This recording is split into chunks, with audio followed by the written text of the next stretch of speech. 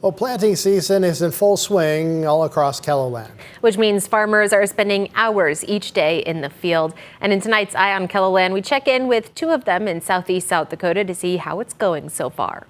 It's a quintessential view of South Dakota in the spring. A tractor coming over the hill in a field planting soybeans.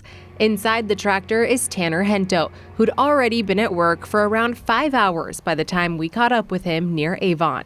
Try to start around 6 a.m. and get the seed and everything ready, synchronize with the other guys in the business. Then usually things don't go well by 7 a.m., but then by about 8 a.m. we get the plan back together and everything starts flowing smoothly.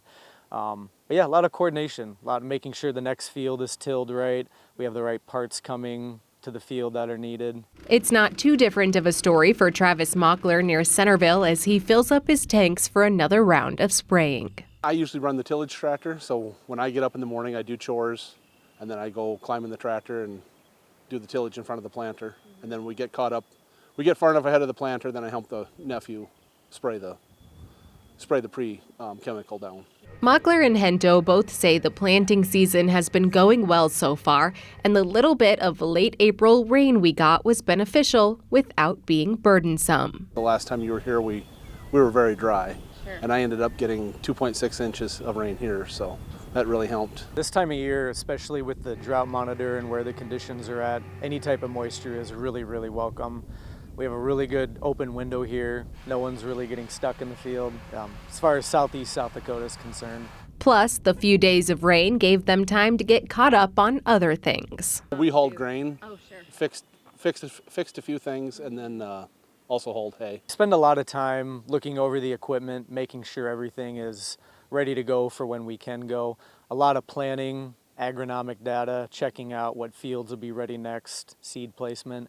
It's a lot of logistics is more planning, so when we can go and the weather favors us, that we have the ability to. That favorable weather returned quickly and the long days in the tractor were back. Hento, who farms with his brother and a couple hired men, had already finished planting cornfields and was on to the second day in the soybean fields by May 5th. Talking optimistically, which sometimes goes poorly, but ideally Saturday, Sunday, we could be all wrapped up.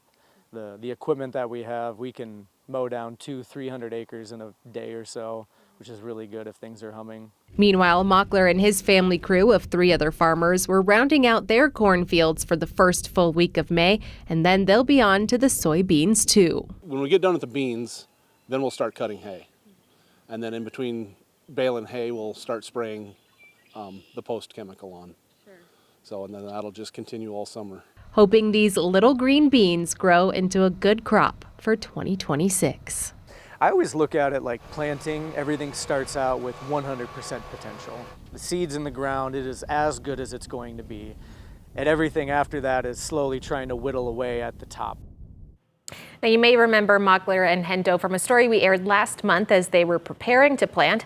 We'll be following both of them throughout the next few months to get a closer look at part of South Dakota's largest industry, farming. So be sure to stay tuned for those on air and online.